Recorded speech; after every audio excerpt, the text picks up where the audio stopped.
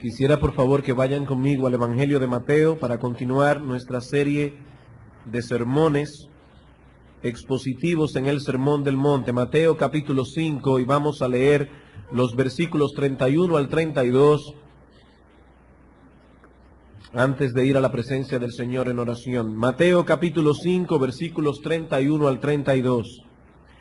También fue dicho: cualquiera que repudie a su mujer, dele carta de divorcio.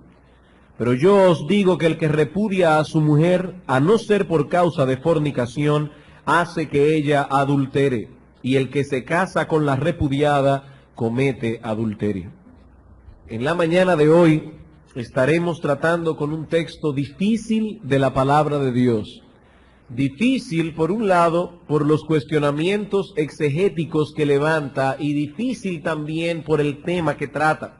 En Mateo capítulo 5, versículos 31 al 32, tenemos la enseñanza de Cristo nuestro Señor acerca del divorcio.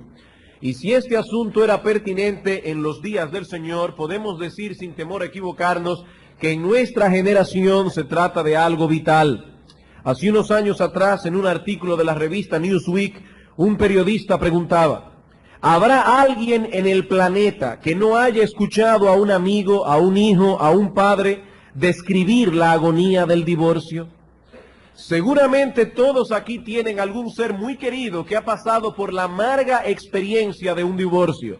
Tal vez sus padres, algunos de sus hijos, un tío cercano, un amigo muy íntimo, de manera que aún aquellos que no han atravesado ellos mismos por esa situación, de una forma u otra son afectados por otros que sí la han experimentado en carne propia.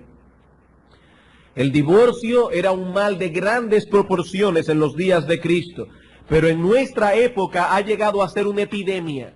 Literalmente miles de personas se divorcian cada año en nuestro país, dejando una secuela interminable de problemas. Hace unos años atrás, divorciarse era un escándalo. Aún entre las personas no cristianas se mantenía la idea de que el matrimonio era para toda la vida. Pero desde hace unos 35 años para acá, la situación comenzó a cambiar lenta pero resueltamente. Y lo que tenemos hoy día es un verdadero desastre.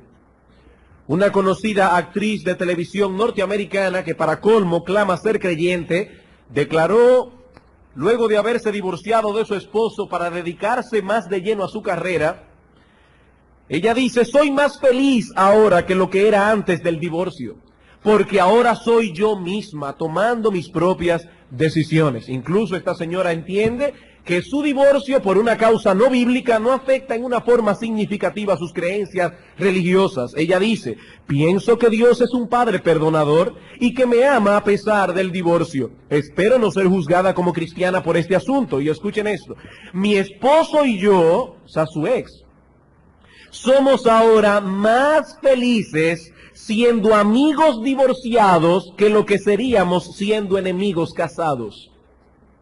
Eso suena muy bien, suena muy lógico. Es mejor ser amigos divorciados que ser enemigos casados. Pero a todo esto nos preguntamos: ¿qué dice Dios al respecto? Ante este ataque frontal contra el matrimonio, ¿cuál es la opinión de Dios? Alguien puede decir en esta mañana: pastor, ese es parte del problema. Hoy día hay mucha confusión aún entre los que enseñan las escrituras acerca del divorcio. Unos dicen una cosa, otros dicen otra, y en realidad yo no sé a quién creer. En cuanto a esta confusión, me identifico plenamente con John MacArthur cuando dice: estoy francamente sorprendido de que exista tal discrepancia. Pienso que la Biblia es clara cuando habla acerca del divorcio y el nuevo matrimonio. No creo que el problema sea que haya falta de claridad en la Biblia. Lo que confunde el pensamiento de la gente es que va a la Biblia con ciertas opiniones preconcebidas y consecuentemente cambia sus estándares. Hasta el siglo pasado prácticamente no había confusión alguna entre los teólogos y exégetas ortodoxos en cuanto a este tema. Prácticamente no había confusión. Pero a medida que el divorcio o que los divorcios fueron aumentando, sobre todo en la segunda mitad de este siglo, algunos comenzaron a reaccionar. Y como casi nunca las reacciones son buenas, ahora nos encontramos en el medio de dos posiciones extremas, dos posiciones que deben ser rechazadas. En primer lugar, tenemos a aquellos que nos dicen que no hay divorcio bajo ninguna circunstancia. Todo divorcio es incorrecto, sea por la causa que fuere. De modo que si alguno llega al conocimiento de Cristo ya divorciado y no tiene la posibilidad de arreglarse con su ex, con su cónyuge anterior, debido a que éste ya se casó con otra, esa persona debe quedarse como está para el resto de su vida o hasta que su cónyuge anterior muera. En el otro extremo, tenemos a aquellos que piensan que la enseñanza bíblica debe ser revisada y acomodada a nuestra situación actual. Debemos ser realistas, nos dicen esta gente. Los divorcios irán cada vez más y más en aumento. Y si queremos ministrar a nuestra generación, no debemos ser tan rígidos en este asunto. Así que por un lado, tenemos a aquellos que quieren subir los estándares bíblicos y por el otro lado, aquellos que quieren rebajarlos. Pero una vez más nos preguntamos, ¿qué dice Dios? ¿Es realmente tan confusa la enseñanza bíblica al respecto? Como espero que veamos este domingo y el próximo, hermanos, no existe tal confusión. No existe tal confusión. La enseñanza bíblica general es clara, clarísima, aun cuando sea difícil en ocasiones aplicar la enseñanza general a ciertos casos particulares. El hecho de que encontramos cierta dificultad en aplicar una enseñanza bíblica a ciertos casos, eso de ningún modo quiere decir que la enseñanza sea confusa. Siempre aparecerán casos particulares que serán difíciles de discernir, pero esto no ocurre, hermanos, únicamente con el tema del divorcio, ocurre con muchas otras enseñanzas de la palabra de Dios. Tenemos una enseñanza general aquí que está muy clara, pero a la hora de aplicar ese principio en ciertos, no en todos, en ciertos casos difíciles, no siempre está tan claro qué es lo que se debe hacer. Necesitamos mucha sabiduría para tratar con cada caso. Hermanos, muchas veces cometemos el error de abordar el tema del divorcio tomando algunos ejemplos específicos como punto de partida, y eso es equivocado, eso está mal. Ah, pero ¿qué dicen ustedes cuando tienen que aconsejar a una mujer cuyo esposo es cruel, áspero con ella, etcétera? ¿La condenarán a quedarse viviendo con ese patán para el resto de su vida? Entonces vienen los otros, los que desean subir los estándares, y dicen, ¿y qué de este otro caso? Y así siguen poniendo ejemplo tras ejemplo. Eso fue lo que hicieron los saduceos con Cristo. Estos hombres no creían en la resurrección. No basados en un argumento escritural, sino en un problema lógico. Ah, Señor, ¿qué dices tú de un hombre que se casa con una mujer y muere dejándola sin hijos? Y la ley de Moisés dice que se debe casar con el hermano, la ley del levirato. Se casa con el hermano y el hermano también muere sin hijos. Se casa con el otro hermano y así con los 7. En la resurrección, ¿de cuál de ellos será esposa? Porque los 7 la tuvieron por mujer. Un problema lógico. Pero Cristo dice, erráis desconociendo el poder de Dios y las Escrituras. No me pongan casos lógicos. Vamos a la Escritura. Vamos a ver cuál es la enseñanza general de la palabra de Dios. Y entonces vamos a ver esos casos a la luz de la enseñanza general. Pero no comencemos al revés. Yo no estoy diciendo con esto, hermanos, que todo aquel que difiera de nuestra posición es porque esté abordando el tema usando la lógica y no la Escritura. No. Lo que estoy diciendo es que no debemos cometer ese error, que no debemos abordar este tema comenzando con los casos particulares. No, debemos ir a la Escritura, establecer la enseñanza y entonces ver cómo se aplica la enseñanza al caso específico que nos concierne. Y eso es exactamente lo que pretendo hacer este domingo y el próximo. Pero antes de pasar a considerar nuestro texto, debo hacer una aclaración adicional. El asunto del divorcio ha generado tanta controversia, y sobre todo en los últimos años, que muchas veces se pierde de vista la enseñanza esencial que el Señor intentó transmitir en Mateo 5:31 y en su texto paralelo, Mateo capítulo 19. Y por lo tanto debo decir que no solo es importante lo que estos textos enseñan acerca del divorcio, incluso me atrevería a decir que ni siquiera es lo más importante. Lo importante es lo que enseñan estos textos acerca del matrimonio. Y no quisiera que nos enfrascáramos de tal modo en esta controversia que perdamos de vista la enseñanza esencial de nuestro pasaje. En el sermón de hoy trataremos con 3 puntos básicos. En primer lugar, veremos la enseñanza de la ley mosaica acerca del divorcio. En segundo lugar, cómo interpretaban los escribas y fariseos el contenido de la ley mosaica. Y finalmente, la enseñanza de Cristo al respecto. Y quiero pedir, hermanos amados en el Señor, que afinen vuestro intelecto lo más que pueda, porque creo que hasta el día de hoy, en la serie que hemos estado exponiendo del Sermón del Monte, no habíamos llegado a un tema más complicado. Así que quiero pedirles, hermanos, vuestra atención, vuestra máxima atención. Quiero pedirles cada una de vuestras neuronas cerebrales para que podamos entender qué es lo que vamos a impartir en esta mañana. Comencemos entonces, en primer lugar, viendo la ley de Moisés y el divorcio. El Señor introduce su enseñanza en el versículo 31 usando una vez más la frase característica que aparece vez tras vez en este pasaje. Oísteis que fue dicho, o como aparece aquí, también fue dicho. De esta manera el Señor estaba haciendo referencia a la forma tradicional como los maestros de Israel interpretaban la ley y que los escribas y fariseos seguían al pie de la letra. Recuerden, hermanos, el Señor no tenía ningún conflicto con Moisés. Hace unos domingos atrás vimos cuál era la posición de Cristo con respecto a la ley mosaica y más aún con respecto a todo el Antiguo Testamento, versículo 17. No penséis que he venido para abrogar la ley o los profetas. No he venido para abrogar, sino para cumplir. No hay conflicto entonces entre Cristo, la ley y los profetas. El conflicto era más bien entre Cristo y la interpretación tradicional del Antiguo Testamento aceptada por los escribas y fariseos. Y en el versículo 31 encontramos un resumen de esta enseñanza.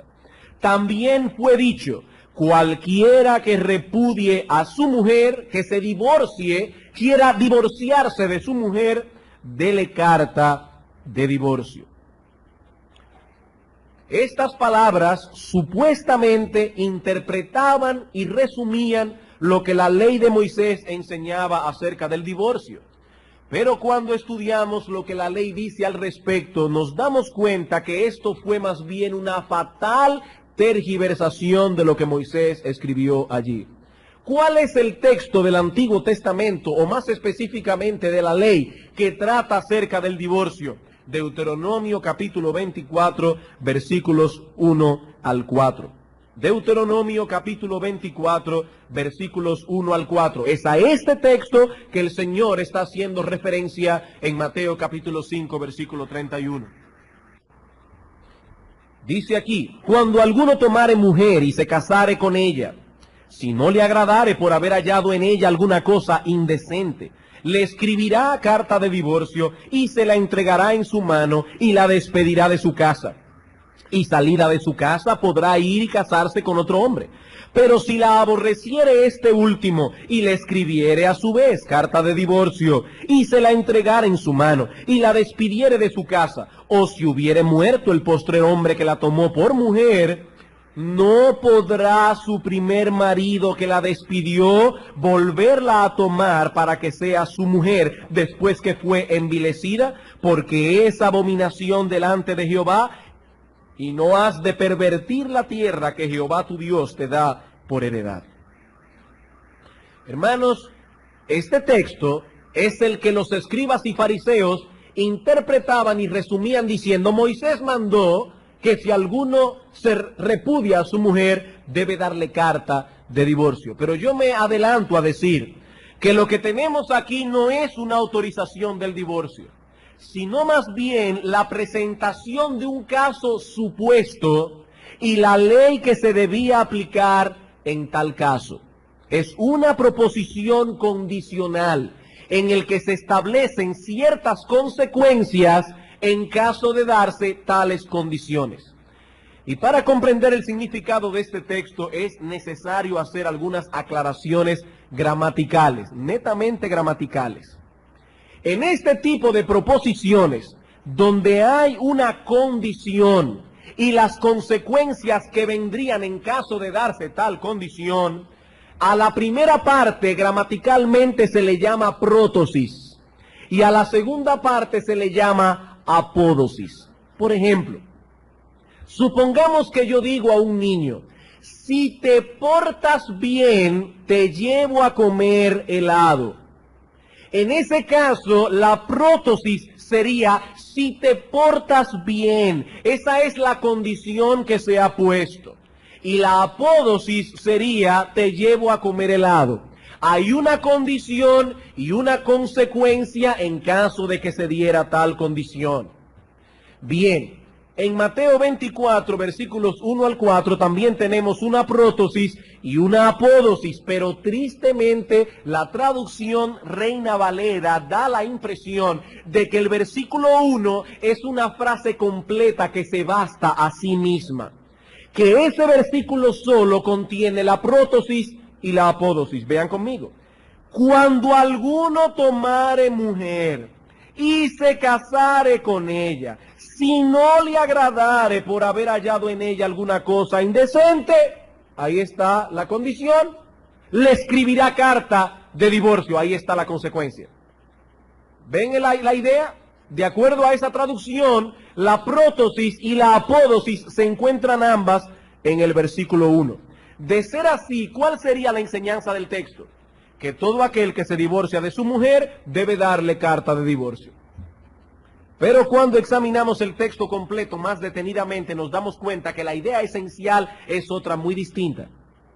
En realidad, los versículos 1 al 3 forman la condición, forman la prótosis, mientras que el versículo 4 establece cuál sería la consecuencia que vendría en caso de darse la condición establecida en los versículos 1 al 3. Y con respecto a esto, quiero citar aquí el comentario del Antiguo Testamento de Kir y de Leach, y lo cito a ellos por ser un comentario ampliamente reconocido como uno de los mejores, si no el mejor que existe del Antiguo Testamento. Dicen ellos, estos 4 versículos constituyen un todo, del cual los versículos 1 al 3 forman la prótosis y son consagrados totalmente a describir el caso en cuestión. El versículo 4 contiene la apódosis que proclama la ley en relación con el punto tratado.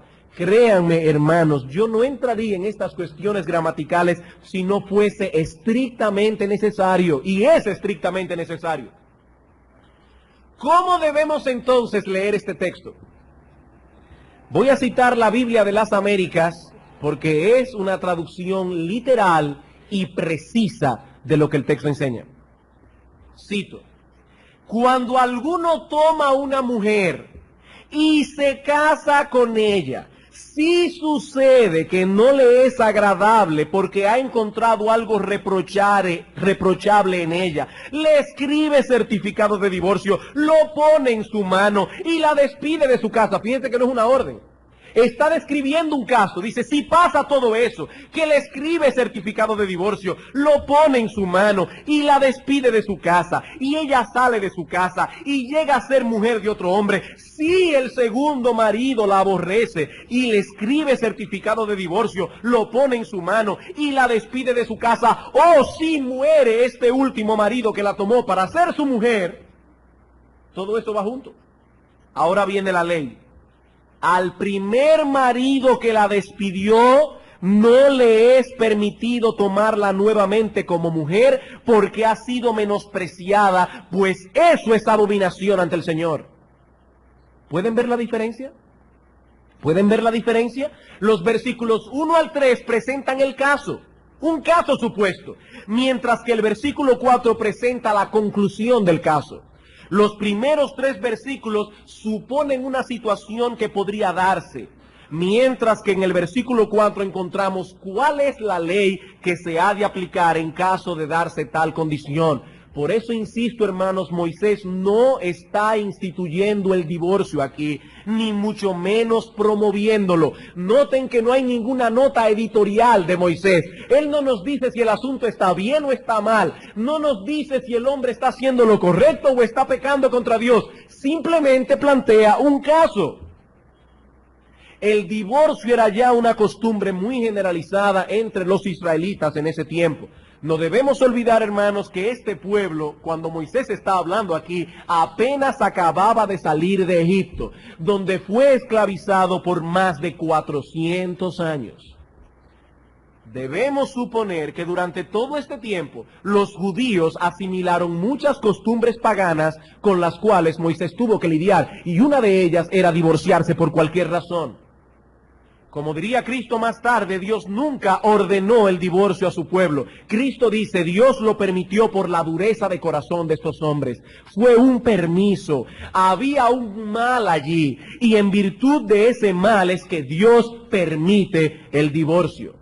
El divorcio es un mal. Y Dios regula el problema para que no sea un mal peor. Eso es todo. Dios está regulando, Dios está limitando para que el mal no sea peor. Fue lo mismo que pasó con la poligamia.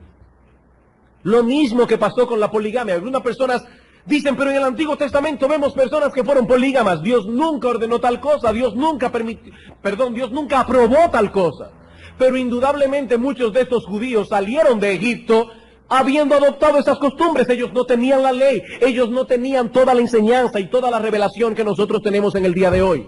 ¿Qué hace Dios? Regula el problema para que no sea un mal mayor. Deuteronomio capítulo 21.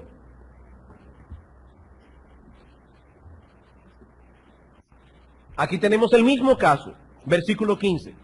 Si un hombre tuviere dos mujeres. ¿Está permitiendo Dios aquí? ¿Está aprobando Dios aquí? ¿Está ordenando Dios aquí que un hombre tome dos mujeres? No, Él está diciendo, si se da el caso.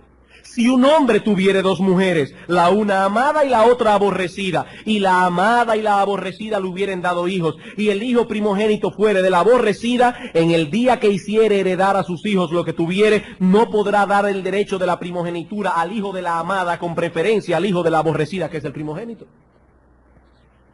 Dios no podía pasar por alto una situación que ya estaba dada en su pueblo. Dios tenía que legislar. Dios tenía que hablar acerca del asunto, pero Dios no está instituyendo la poligamia aquí. Sabemos muy bien que Dios desde el principio habló de monogamia, desde Génesis hasta Apocalipsis. Lo que la ley de Moisés establece en Deuteronomio 24 es que si una persona, siguiendo la costumbre de la época, se divorciaba de su mujer por haber hallado en ella alguna cosa indecente, y esta mujer, ahora divorciada, se casaba con otro hombre, ya no podría el primero que la tomó volver a casarse con ella si el segundo marido se divorciaba, incluso si moría. Una vez más cito aquí el comentario de Kiel y Delitzsch. En estos versículos no se establece el derecho al divorcio, no. Solo se afirma la prohibición de una nueva unión con la mujer repudiada cuando ésta se hubiere vuelto a casar después del divorcio, incluso si el segundo marido la ha repudiado a su vez o hubiese fallecido. Eso es todo lo que el texto está enseñando. Ahora bien, alguien preguntará, pastor, ¿y a qué se refiere la cosa indecente de la que habla el texto? Bueno, en primer lugar voy a decir a qué no se refiere.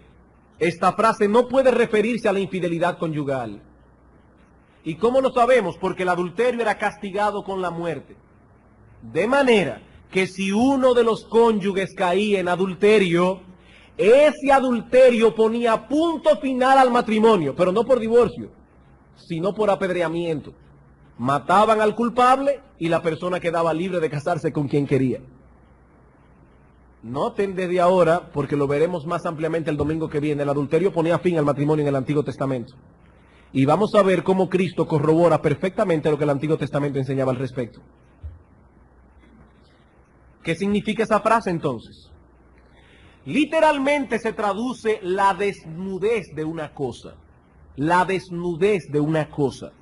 Esta frase aparece una vez más en el Antiguo Testamento y precisamente en unos versículos antes, Deuteronomio capítulo 23, versículo 12. Tendrás un lugar fuera del campamento a donde salgas. Tendrás también entre tus armas una estaca, y cuando estuvieres allí fuera, acabarás con ella, y luego al volverte cubrirás tu excremento. Porque Jehová tu Dios anda en medio de tu campamento para librarte y para entregar a tus enemigos delante de ti. Por tanto, tu campamento ha de ser santo, para que Él no vea en ti cosa inmunda, aquí está la palabra, y se vuelva en pos de ti. Aquí se está hablando de la desnudez del excremento.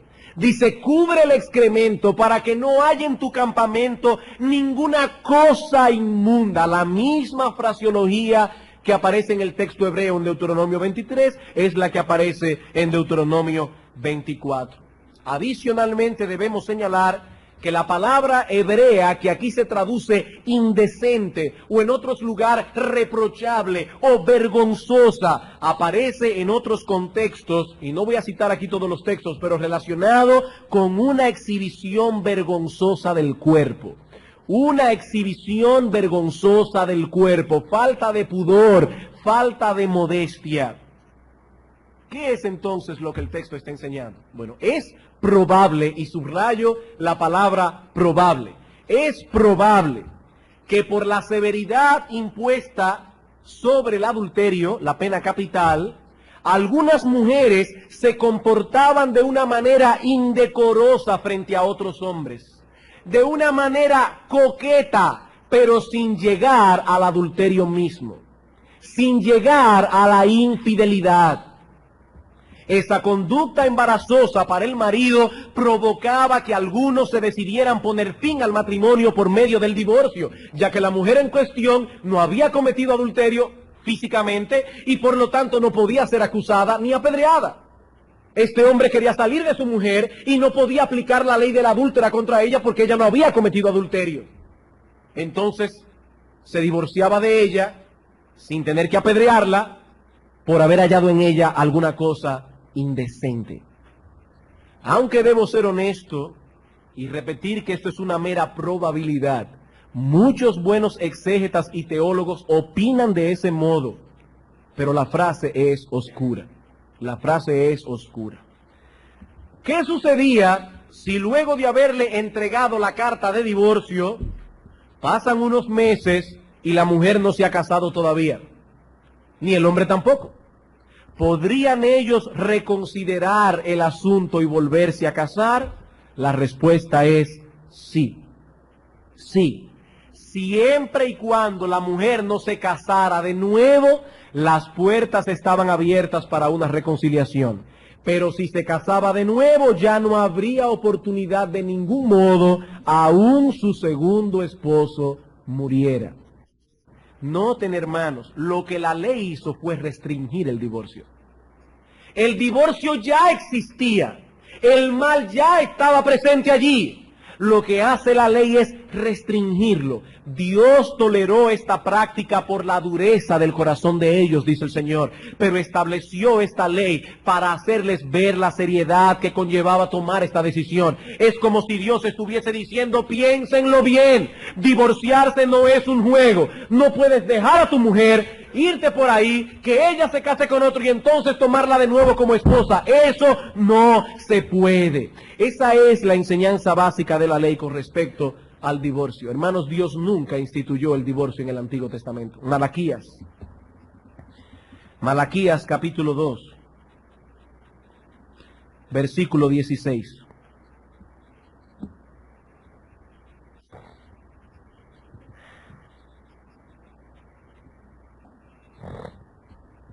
Porque Jehová, Dios de Israel, ha dicho que Él aborrece el repudio, el divorcio, y al que cubre de iniquidad su vestido, dijo Jehová de los ejércitos, guardaos pues en vuestro espíritu y no seáis desleales.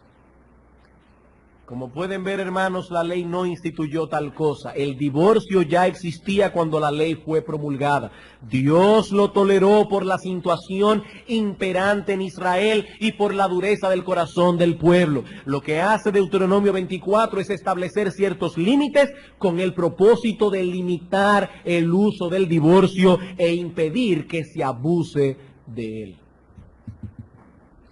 Bien, habiendo considerado la enseñanza de la ley, veamos ahora en Mateo 5 la enseñanza de los escribas y fariseos acerca de lo que la ley enseñaba. ¿Cómo interpretaban los escribas y fariseos Deuteronomio 24? Bueno, una vez más, el problema de estos hombres es que se aferraban a la letra de la ley y perdían de vista el espíritu que está detrás de la letra de la ley. Los escribas y fariseos interpretaron erróneamente la ley de Moisés básicamente en dos aspectos. Los escribas interpretaron la ley de Moisés erróneamente básicamente en dos aspectos. En primer lugar, en que enseñaban que Deuteronomio 24 contenía una orden de Dios para divorciarse, en ciertos casos. Ellos creían que Deuteronomio 24 contenía una ley que ordenaba el divorcio para ciertos casos. Mateo capítulo 19. Dice en el versículo 1, aconteció que cuando Jesús terminó estas palabras, se alejó de Galilea y fue a las regiones de Judea, al otro lado del Jordán. Parece allí un momento. El Señor acaba de terminar su ministerio en Galilea, se dirige ahora a Jerusalén, a la pasión, a la crucifixión. Y en el camino pasa por esa región conocida como Perea, la región que está al otro lado del Jordán. Y Mateo da ese pequeño detalle allí porque es un detalle importante. ¿Quién reinaba en Perea? En Perea reinaba Herodes. ¿Y quién era Herodes? Aquel perverso que le quitó la mujer a Felipe su hermano, Herodías. Y dice aquí que estando Cristo en ese lugar, le siguieron grandes multitudes y lo sanó allí. Entonces vinieron a él los fariseos tentándole y diciéndole, ¿es lícito al hombre divorciarse de su mujer por cualquier causa? Ellos buscaron el lugar preciso para hacerle la pregunta precisa. Él respondiendo les dijo, ¿no habéis leído que el que los hizo al principio varón y hembra los hizo? Y dijo, por esto el hombre dejará padre y madre y se unirá a su mujer y los dos serán una sola carne, así que no son ya más dos, sino una sola carne. Por tanto, lo que Dios juntó, que no lo separe el hombre. Le dijeron, ¿por qué pues mandó Moisés dar carta de divorcio y repudiarla? Él les dijo, por la dureza de vuestro corazón, Moisés os permitió repudiar a vuestras mujeres, mas al principio no fue así. En otras palabras, ese no fue el diseño original de Dios. Noten el contraste entre mandó y permitió. ¿Por qué Moisés lo mandó? El Señor dice, no. Moisés lo permitió. Dios condesciende con la dureza de corazón de su pueblo, de manera que permite el divorcio y lo regula para evitar un mal mayor. Pero Dios no mandó, Dios no instituyó, Dios no aprobó ni ordenó el divorcio bajo ninguna circunstancia. Dios no ordenó tal cosa, simplemente lo permitió. Ahí estaba el primer gran error de los fariseos. Dios nunca mandó el divorcio. Simplemente lo permitió, como permitió la poligamia, como permitió la esclavitud. Simplemente lo permitió y lo reguló como reguló aquellas cosas para evitar un mal mayor en medio de su pueblo. En segundo lugar, los escribas y fariseos erraban en que lo único que veían en Deuteronomio 24 era un mandamiento con respecto a la carta de divorcio. Como si todo el propósito de la ley fuese que el marido le diera a la esposa repudiada un documento que atestiguara que ella fue despedida legítimamente. Mateo 5:31. Noten la enseñanza. También fue dicho, cualquiera que repudie a su mujer, dele carta de divorcio. Mientras se le diera a la parte repudiada una carta legal, no había ningún problema. La ley se había cumplido. De hecho, los fariseos se afanaban porque esa carta de divorcio fuese lo más precisa posible. Toda su preocupación giraba en torno a ese documento legal. La causa del divorcio no era tan importante. Lo que importaba era la carta. ¿Y cuáles eran las razones por las que un hombre judío podía divorciarse de su mujer? Bueno, aquí las opiniones estaban muy divididas en el pueblo de Israel. Un grupo decía que únicamente el adulterio, la escuela de Shammai, que esa era la cosa indecente de la que habla Moisés en Deuteronomio 24. Pero ya vimos que eso no puede ser. El adulterio era penado con la muerte. Por lo tanto, la escuela de Shammai no tenía la razón. Otros llegaban a decir que la cosa indecente que aparece en Deuteronomio 24 se refería a cualquier cosa que la mujer hiciera que fuera desagradable a los ojos del marido. Por ejemplo, esa era la escuela de Hillel y otro rabino llamado Akiva. Por ejemplo, si una mujer quemaba el pan, eso era vergonzoso. ¿Cómo es posible que una mujer dejara quemar el pan en el horno? Y por lo tanto, esa era una razón válida para divorciarse. O si un hombre conocía a otra mujer que era a sus ojos más atractiva que la suya, ya su propia esposa venía a ser una vergüenza delante de él. Esa era una cosa vergonzosa. Y por lo tanto era una razón para divorciarse. Si la esposa hablaba mal de la suegra, eso era una cosa vergonzosa, motivo de divorcio. Si la mujer peleaba con el marido y usaba una voz tan alta que se oía en la casa del vecino, eso era una cosa vergonzosa, motivo de divorcio. Y el historiador Flavio Josefo incluye el mal aliento como parte de esas cosas indecentes. Todo eso, de acuerdo a estos rabinos, era motivo de divorcio. Como pueden ver, en realidad, ya el asunto no era tan importante como el hecho de que el hombre le expidiera una carta legal a la mujer repudiada. Eso sí era importante. La causa, ya eso podemos discutirlo después. El punto es que el que repudia a su mujer debe darle carta de divorcio. Siempre y cuando se llevara a cabo ese proceso, no había nada de qué preocuparse en cuanto a la ley de Dios.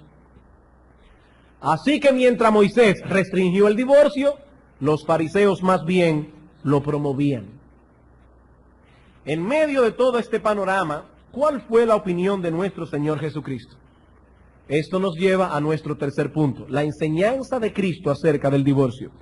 Mateo capítulo 5, versículo 32. Pero yo os digo, aquí viene el contraste, esto es lo que ustedes han oído. Ahora escúchenme bien, yo soy el Dios encarnado, yo soy el dador de la ley, yo fui quien promulgué la ley en el Sinaí, solo yo sé cómo se interpreta, y escuchen bien ahora. Pero yo os digo, dice Cristo, que el que repudia a su mujer, a no ser por causa de fornicación, hace que ella adultere. Y el que se casa con la repudiada, comete adulterio. Mateo capítulo 19 otra vez. El texto paralelo. 19:9. Y yo os digo que cualquiera que repudia a su mujer, salvo por causa de fornicación, y se casa con otra, adultera. Y el que se casa con la repudiada, adultera. Aquí se pone el adulterio tanto con la mujer como con el hombre. Cualquiera de los dos que se vuelvan a casar, si el divorcio no fue por causa de fornicación, están cometiendo adulterio. Con pocas variantes, estos textos enseñan lo mismo en esencia. Y dado que Mateo 19 es el más extenso de los dos, quisiéramos ver la enseñanza del Señor a la luz de este pasaje principalmente. Recuerden, hermanos, que la enseñanza de Cristo aquí surge como respuesta a la pregunta de los fariseos en el versículo 3. ¿Cuál fue la pregunta? ¿Es lícito al hombre repudiar a su mujer por cualquier causa? La respuesta del Señor en el versículo 4. ¿No habéis leído que el que los hizo al principio, varón y hembra, los hizo? Yo me imagino lo que debe haber molestado a estos escribas y fariseos cada vez que el Señor le decía, ¿y ustedes no han leído lo que dice la Biblia? Estos hombres se ufanaban de conocer la Biblia de cabo a rabo, desde la letra inicial hasta la letra final. Y Cristo dice, pero ¿cómo ustedes me hacen una pregunta tan evidente? ¿Ven, hermanos, que la enseñanza de la Biblia no es tan confusa como enseñan algunos en el día de hoy? No es tan confusa. Cristo dice, eso está claro. Eso está claro. El Señor lleva a estos hombres al origen de la institución matrimonial. Si vemos el matrimonio a la luz de su institución original, podremos arribar a una visión más apropiada acerca del matrimonio y consecuentemente acerca del divorcio. Lo primero que el Señor recalca aquí es que el matrimonio es una institución divina. Dice, ¿no habéis leído que el que los hizo? ¿Quién los hizo? Dios los hizo. Y los hizo varón y hembra.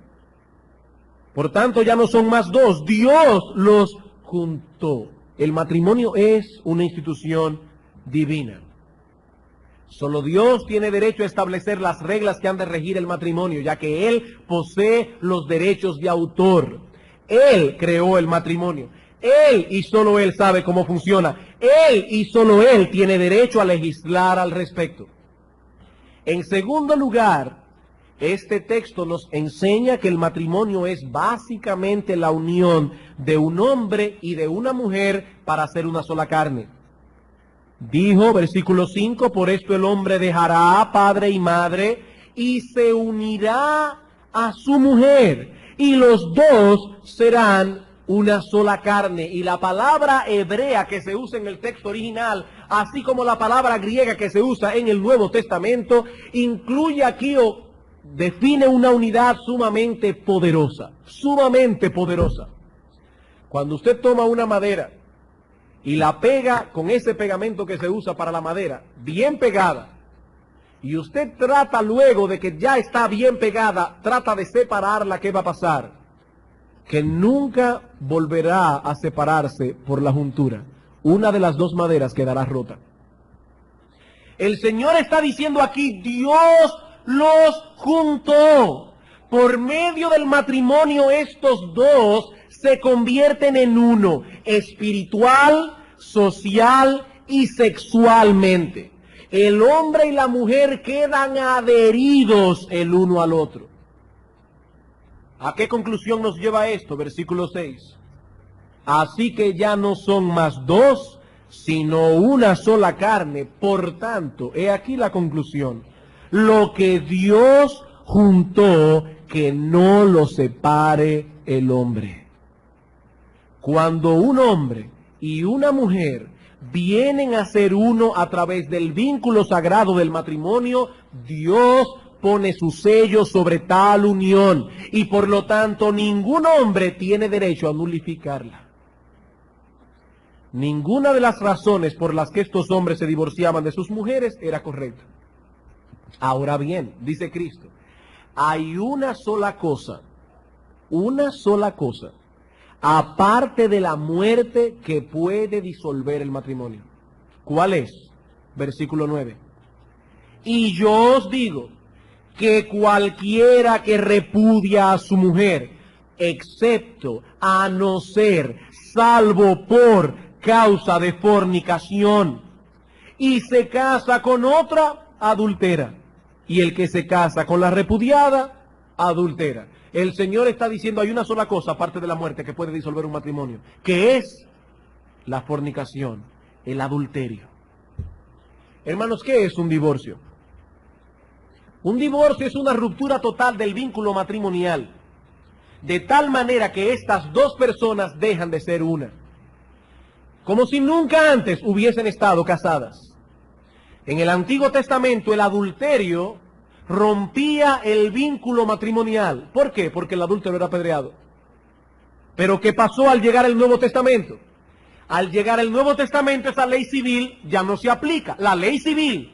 Pero el adulterio sigue siendo la única causa que rompe el vínculo. Ya no a través del apedreamiento del culpable, sino a través del divorcio. Eso es básicamente lo que Cristo está enseñando a estos fariseos, hermanos. Y si vamos a ese texto sin ningún prejuicio, eso es lo que vamos a interpretar. Esa es la enseñanza que se cae de la mata del texto. Una vez más vemos que la enseñanza de Cristo concuerda con la del Antiguo Testamento.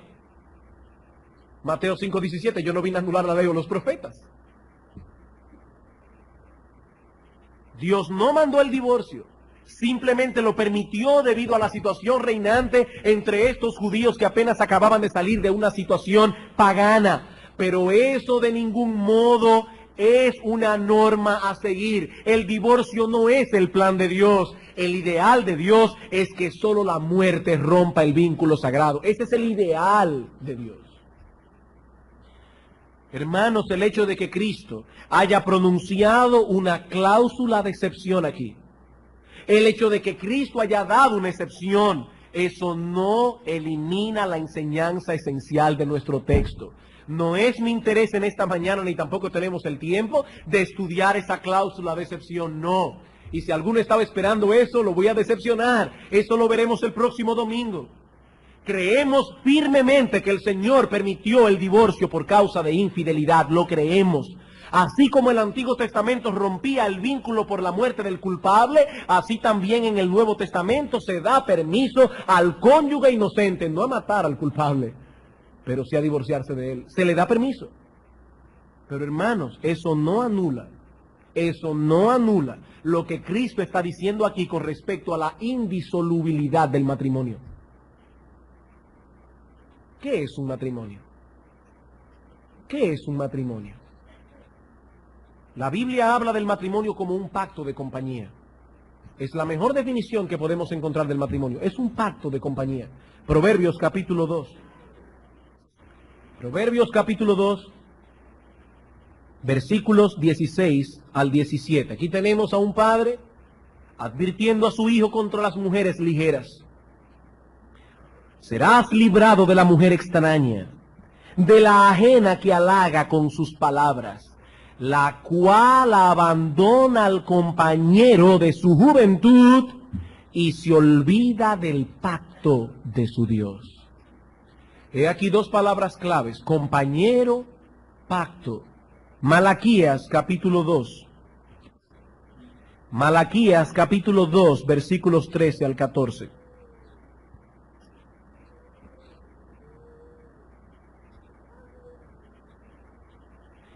Y esta otra vez haréis cubrir el altar de Jehová de lágrimas, de llanto y de clamor. Así que no miraré más a la ofrenda para aceptarla con gusto de vuestra mano. Mas diréis, ¿por qué? Porque Jehová ha atestiguado entre ti y la mujer de tu juventud, contra la cual has sido desleal, siendo ella tu compañera y la mujer de tu pacto. Una vez más, dos palabras aquí: compañía, compañero, compañera, pacto. Son las dos palabras claves que definen un matrimonio. Ahora bien, ¿qué es un pacto? Un pacto es una promesa a la que se ha interpuesto un juramento. No se trata simplemente de una promesa. No toda promesa que encontramos en la Escritura constituye un pacto.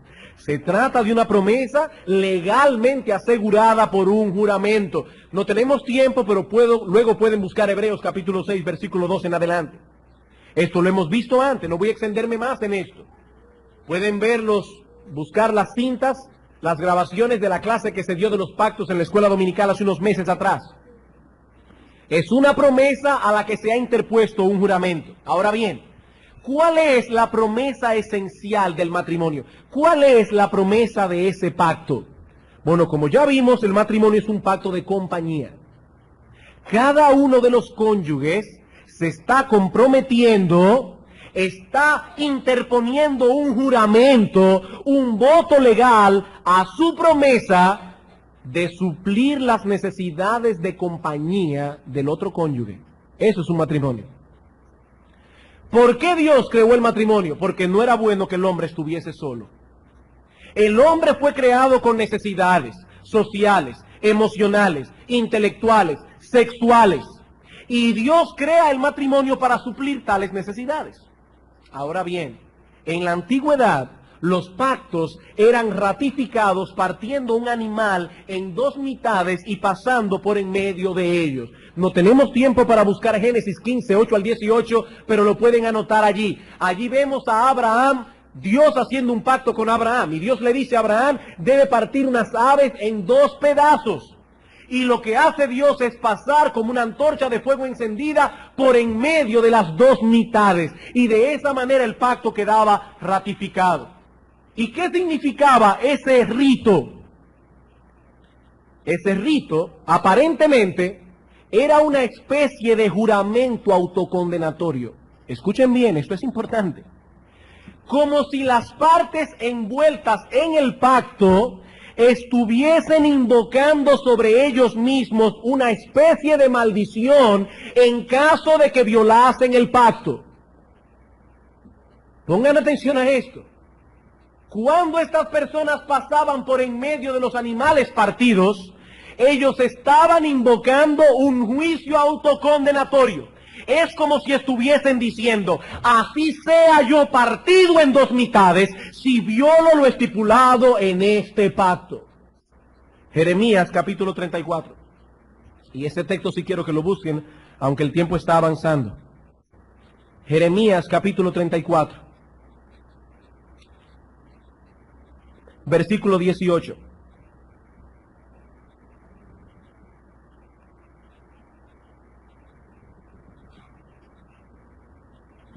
Y entregaré a los hombres que traspasaron mi pacto, que no han llevado a efecto las palabras del pacto que celebraron en mi presencia, dividiendo en dos partes el becerro y pasando por medio de ellas. A los príncipes de Judá y a los príncipes de Jerusalén, a los oficiales y a los sacerdotes y a todo el pueblo de la tierra que pasaron entre las partes del becerro, los entregaré en manos de sus enemigos y en manos de los que buscan su vida, y sus cuerpos muertos serán comida de las aves del cielo y de las bestias de la tierra. Dios está diciendo, traeré maldición sobre vosotros, el juicio autocondenatorio que ustedes juraron sobre sí cuando entraron en pacto conmigo. Hermanos, amigos, el matrimonio no es un juego, el matrimonio es un pacto.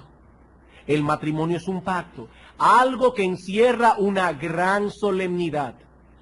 Violar las estipulaciones de ese convenio es asegurarse una vida desgraciada. Desgraciada. Mientras los fariseos estaban preocupados por establecer su enseñanza sobre la carta de repudio, el Señor estaba preocupado por el matrimonio, por resaltar la enorme importancia de esta institución divina. Hermanos, difícilmente nuestra generación podrá recobrarse ya de los estragos que ha causado y seguirá causando la ligereza con que se ha venido tratando el matrimonio en la segunda mitad de este siglo que ya casi termina. Solo en el año 1983, hace 10 años, en los Estados Unidos de Norteamérica, se efectuaron más de 1 millón de divorcios. Hace 10 años. Yo me pregunto, ¿cuántos divorcios se habrán efectuado en esta última década completa? 1 millón, más de 1 millón de divorcios. Piensen en eso, hermanos. ¿Saben lo que eso significa? Más de 1 millón de hombres divorciados, más de 1 millón de mujeres divorciadas y quién sabe cuántos millones de niños destrozados por esa calamidad y por esa epidemia. ¿Cuánto habrá aumentado esa cifra a lo largo de esta última década? Es una verdadera epidemia y cada vez más los medios de comunicación nos quieren hacer ver que eso es perfectamente normal.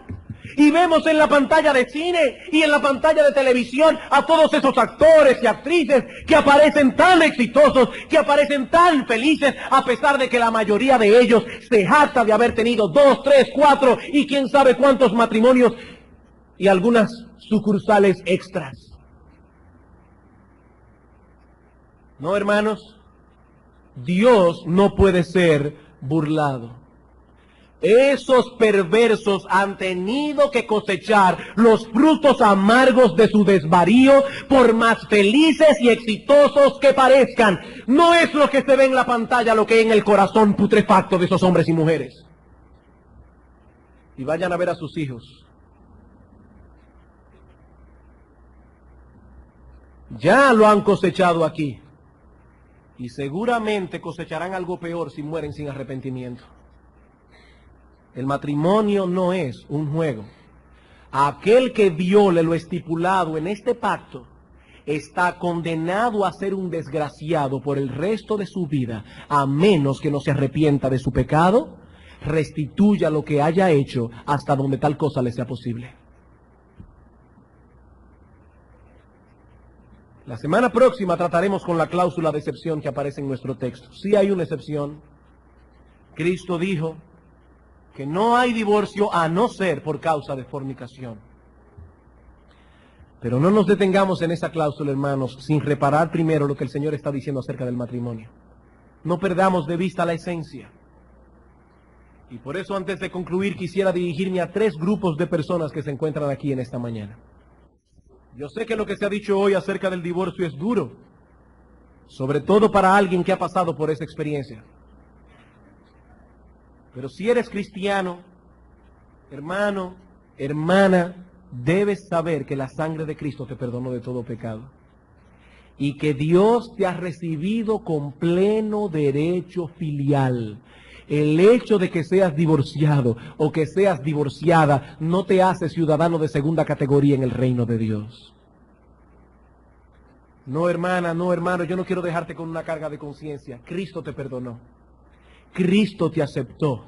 La sangre de Cristo te limpia de todo pecado. La Biblia no dice que un divorcio injustificado sea un pecado imperdonable. Dice Isaías, si vuestros pecados fueren como la grana, como la nieve serán emblanquecidos. Si fueren rojos como el carmesí, vendrán a ser como blanca lana. Si te has arrepentido, Dios te ha perdonado, Dios te ha recibido. Y yo me voy más lejos, hermano, hermana. Aunque el divorcio tiene consecuencias que perduran, aún así debes saber que Dios ha prometido ser el sostén de sus hijos, aún de aquellos que han venido a Él habiendo ya pasado por esa terrible experiencia. Dios es tu Dios. Y dice el salmista en el Salmo 23, Jehová es mi pastor, nada me faltará. Nada me faltará. Dios es tu Dios. Como dice la Escritura, yo seré un marido para ellos. Dios es tu Dios. Y si se encuentra aquí algún divorciado que no es creyente, debe saber que en Cristo hay perdón para todo aquel que cree. Cristo vino a buscar y a salvar lo que se había perdido. El matrimonio no es lo único que el hombre ha dañado en su pecado, pero Cristo vino a redimir al hombre de todas las consecuencias que han emanado de nuestra condición caída. Divorciarse injustificadamente no es el único pecado que un hombre puede cometer.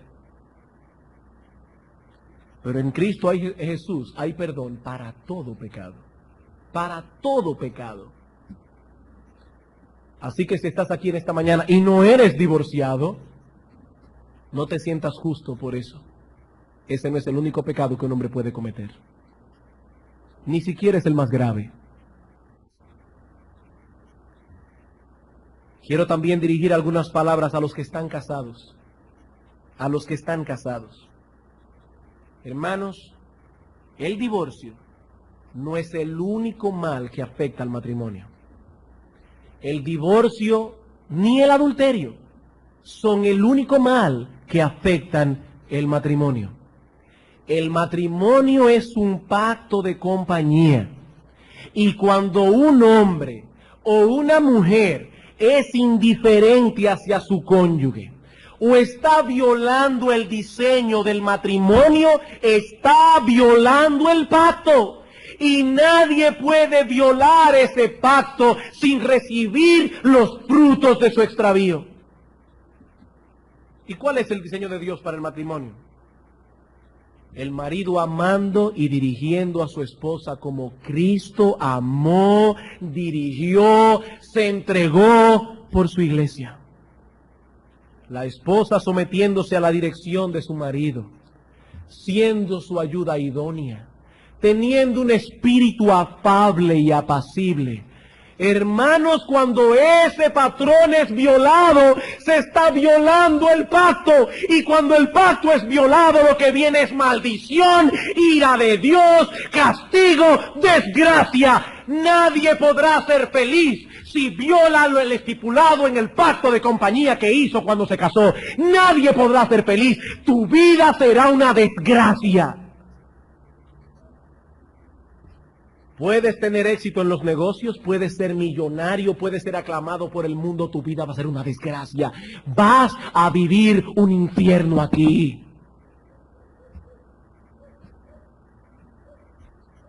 Hermanos, por encima de todas las cosas, protejan sus matrimonios, porque vuestras vidas serán desgraciadas si no lo hacen. Y finalmente, y muy brevemente, unas palabras a los solteros.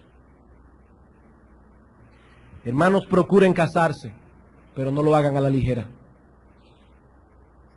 Procuren casarse, pero no lo hagan a la ligera. No se aparten ni a derecha ni a izquierda de los principios que encontramos en la Escritura y que deben ser nuestro patrón de selección. Elegir lo que Dios hubiese elegido para mí. Hermanos, oren a Dios, pidan consejos, escuchen a sus padres, escuchen a sus pastores. El matrimonio no solo es para toda la vida, sino que determinará en muchos sentidos vuestra felicidad o vuestra desgracia. Procuren casarse, hermanos, pero piénsenlo bien. No lo hagan a la ligera. Esto no es un juego, es un pacto de compañía. Vamos a orar. Nos vemos compelidos en esta mañana, oh Señor, a postrarnos delante de ti, primariamente para pedirte perdón por nuestros pecados. Señor, tú has dado al hombre en el matrimonio uno de los regalos más excelsos, quizás el más excelso que tú puedes darle a un hombre aparte de la salvación. Pero cuán descuidados somos muchas veces, oh Señor, con eso que tú nos has regalado. Padre, perdónanos. Perdónanos y permite que estas cosas puedan clavarse en nuestro corazón. Señor, yo te ruego por los divorciados y divorciadas de nuestra iglesia. Y te pido en una forma muy especial que tu Santo Espíritu venga a ellos en esta mañana como espíritu de consolación. Yo te ruego, Señor, que estas cosas que se han dicho no abran heridas innecesarias, porque ese, Señor, no ha sido nuestro deseo. Por el contrario, te pedimos, oh Padre, que tú seas para ellos esposos y esposas, hasta que ellos puedan encontrar, si así está en tu voluntad, a aquel o a aquella que tú has destinado para ellos. Padre, yo te pido por los matrimonios de nuestra congregación, y te suplico que los hermanos y hermanas que están aquí congregados en este lugar, que ellos puedan ver la seriedad de este asunto, que se cuiden, oh Señor, de violentar lo estipulado en este pacto. Te pido por los solteros y solteras, oh Señor, que tú los ayudes a ser juiciosos a la hora de elegir, para que ellos elijan conforme a tu patrón y no al nuestro. Pero finalmente, Padre, yo te pido por todas las personas que están aquí en esta mañana sin Cristo, divorciados, casados, solteros. Señor, yo te ruego que tu Santo Espíritu les haga ver su pecado y que ellos puedan venir en esta mañana clamando delante de tu trono por perdón, clamando que la sangre de Cristo les sea aplicada para que sus pecados puedan ser lavados. Padre, gracias por habernos permitido estudiar tu palabra en esta mañana. Gloria sea tu santo y bendito nombre. En Cristo Jesús. Amén.